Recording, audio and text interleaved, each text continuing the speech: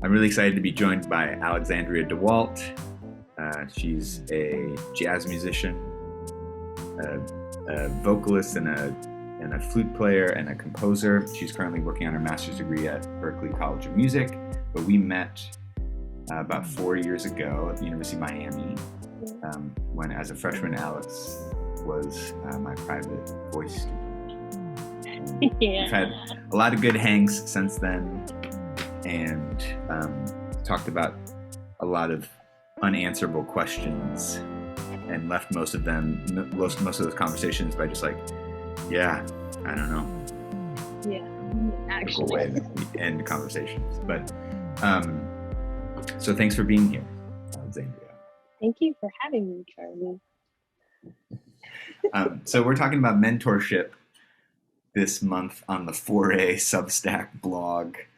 Okay, cool. So the first question is kind of just like a starter thing, and that's, like when somebody says mentorship, or they say like someone's a mentor or a mentee, like what are some of the things that come to mind? What are some of the words or ideas or whatever that you think about? The first word that pops into my mind is guidance, and investment.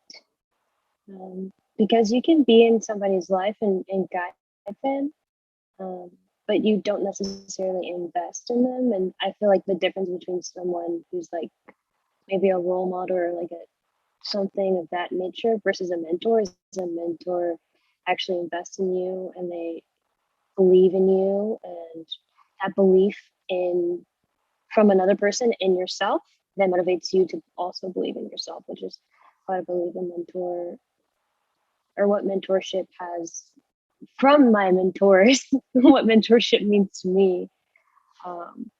Because I think that's changed over time. Like I used to think some people in my life are mentors until I actually had a good mentor.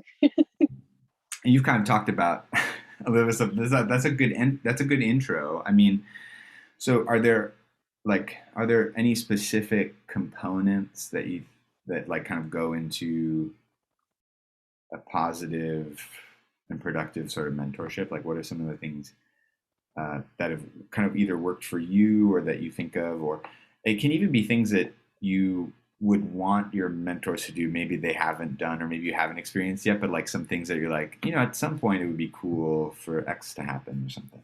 Yeah.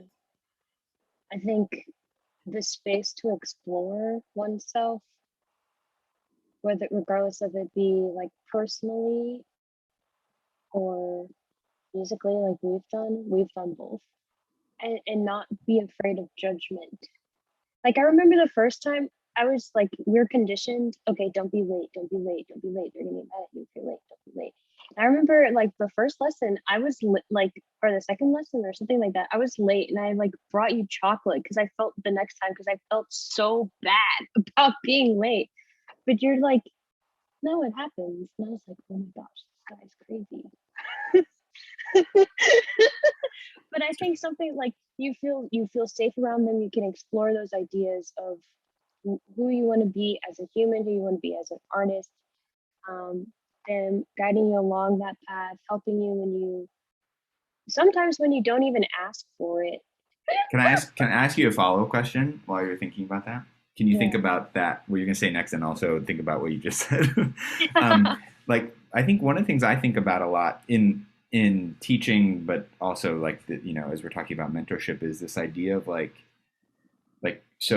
or the balance of like creating a safe space and being kind of like, it's okay, like accepting kind of like what's happening, but while also feeling like you're kind of like pushing and inspiring and holding to a high standard. And I think like that feels like it feels kind of like a tricky balance to me. And I guess maybe that I maybe have an answer to this, but I'm just wondering, like, for you, because I don't think, I think if you ask most people, they would be like, I don't want somebody that's like described as like a pushover, or like somebody who's just kind of like like gives a gold star for everything I do, or just like is always just like, I see like faculty reviews that are like this for different people that are kind of like, they only ever say nice things. Like they never give me critique or something, or But then we also maybe don't want the people that are like never say anything like Right. positive, like never give any sort of positive reinforcement, or are just um, like think everything is like a live or die sort of a sort of a thing. So like what's your thoughts about that? If you could like unpack that a little bit. Yeah. Yeah. Well, I guess this goes to the other question too. Like, it's like respect. I respect whoever it is enough to want to be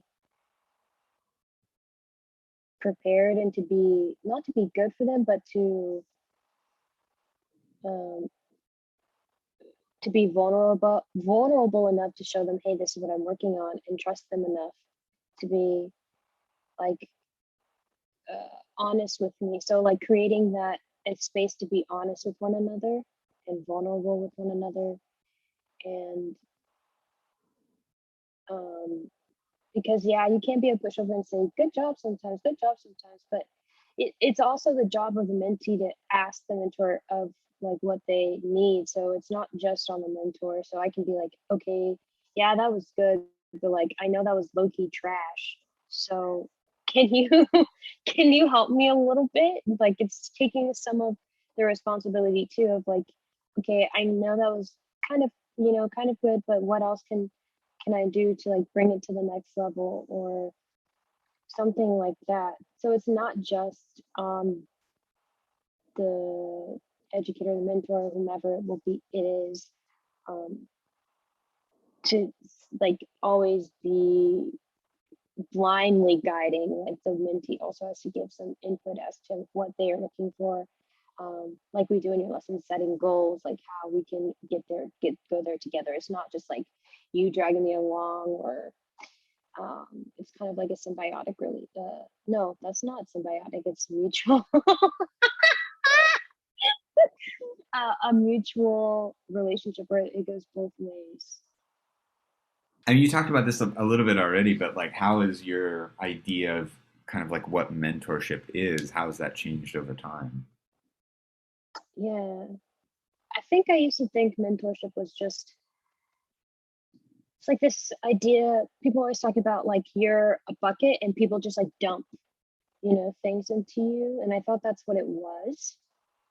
Like I just like someone who's talking to me and they know more than me, and I feel like I should know what they're talking to me about, and maybe what they're talking to me about will help me go in a certain direction.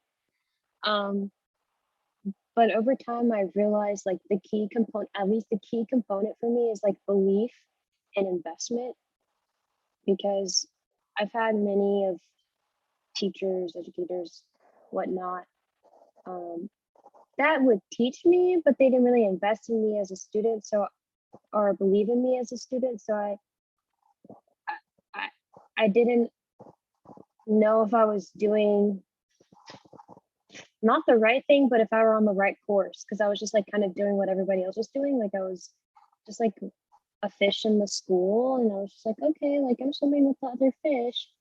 And but I think like a mentor really takes you under their wing and cares for you and understands. They're really there for you, regardless if it's of what area it may be in sometimes.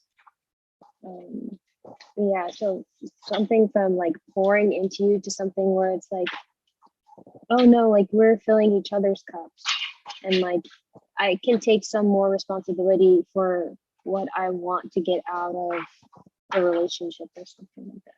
A mentorship. Um, that's great.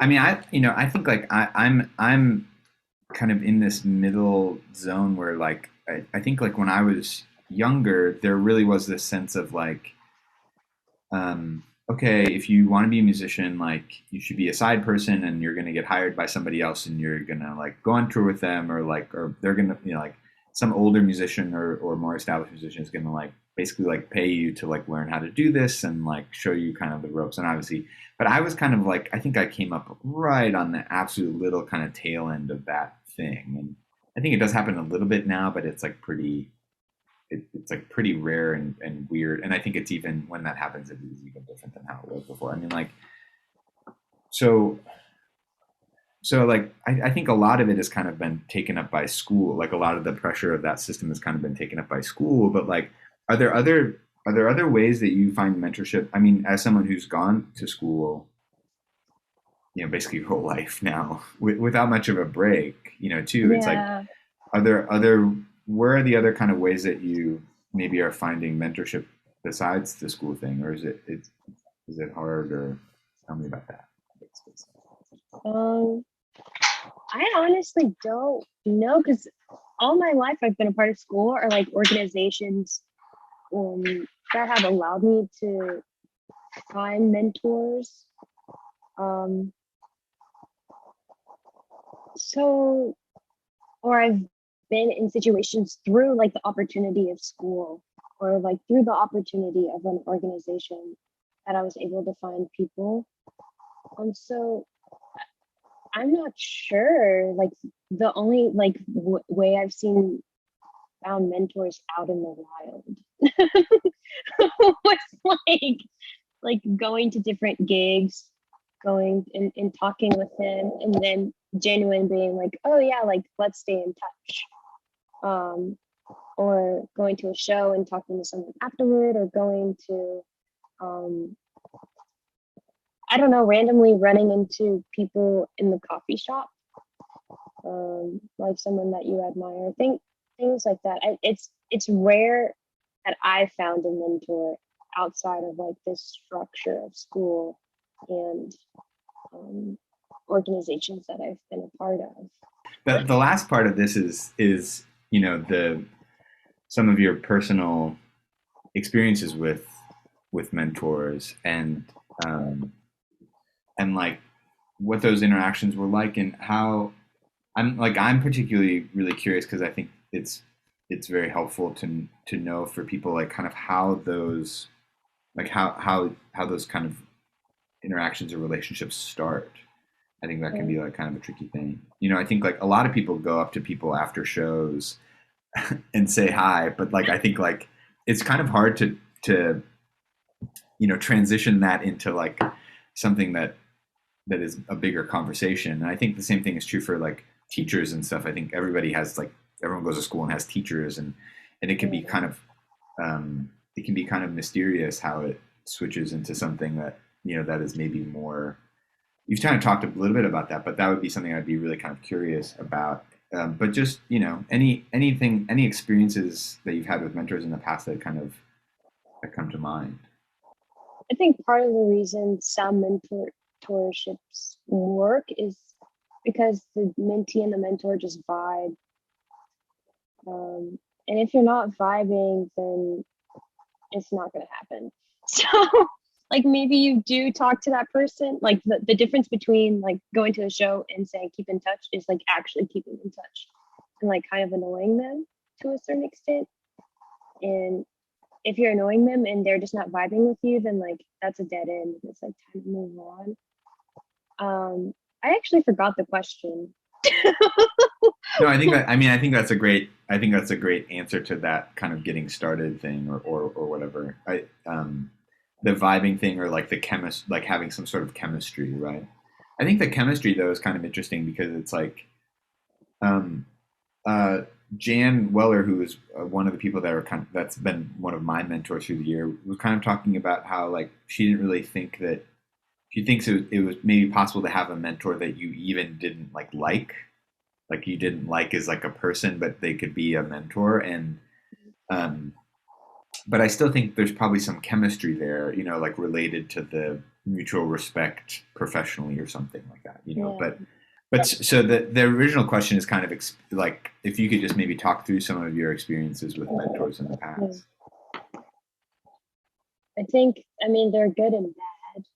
I think once I was able to understand what I expected of myself instead of what others expected of me or what a system expected of me, was I able to cultivate more fruitful mentorships.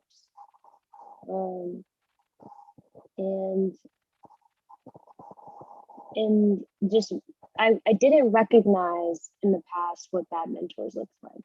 I just thought because they're older than me, because they were more experienced than me, and they like held positions of power, that I had to respect them, and that they like whatever they had to say was the right thing, and that I should listen. And once I got out of that mindset of like this hierarchy of things, then was I able to really pick and choose who I wanted to maintain the relationships with. Um, and a bad mentor can do so much damage, because you like as a student, you crave so much the affirmation of your mentor, and you would do, at least for me, I would do almost anything to receive um, like positive affirmation, or like acceptance into what they this image they had of me. um, and if I never, in some instances I never got that, and I think it really played a large part in my self-esteem and self-confidence as a human and as an artist. So I think that's like a very important part for young people, is to understand that just because they're older than you and they have more experience than you, and all this stuff, does not mean that they are a good mentor for you. Because if you're not receiving what you need to receive out of it, and you just feel worse about yourself coming out of it, um, then it's doing more harm than good. And then once I finally had experiences with a good mentor, and someone who believed in me, then I was like, oh, okay, so this is what it's supposed to feel like. And here is how I can take control of my learning and take control of how I view myself, not just looking at myself through the lens of someone else, but um, looking at myself holistically as Alex, as a vocalist, as a flutist, as a composer, and really being able to be vulnerable and honest with myself and my mentor, and I no longer am seeking the affirmation of, oh yeah, like it's great to like receive the affirmation, but I no longer seek their approval. I'm no longer seeking like a I'm seeking their approval, but not in the same sense of as like I'm never going to get it, so I'm always seeking it. I'm always seeking it, but I want to make them proud, because I want them to know that I respect them enough, and that I admire them enough, that I want them to see that they are investing in a good, I don't want to say product, but a good human. So yeah.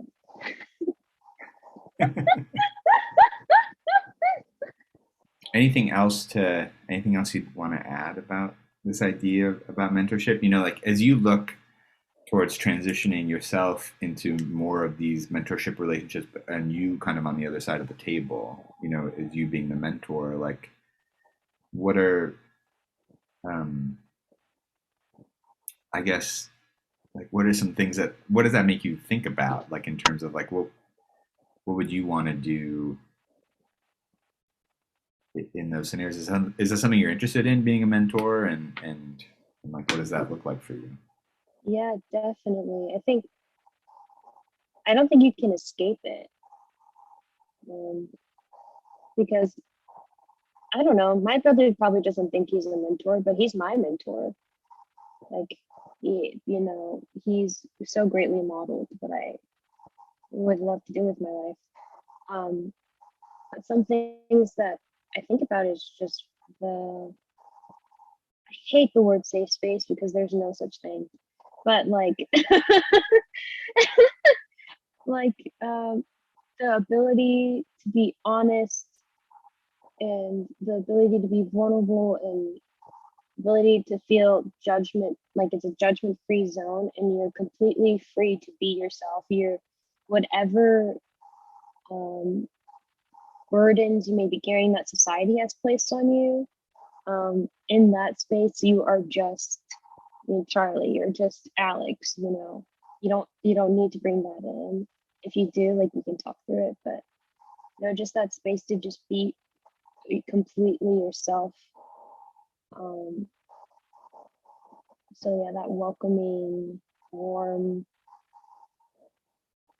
guidance is what I hope to accomplish. Um, yeah, no favoritism here. Alex, thanks for taking the time to Thank you for talk to us having about me. mentorship. Thank More you for soon. having me. Yes.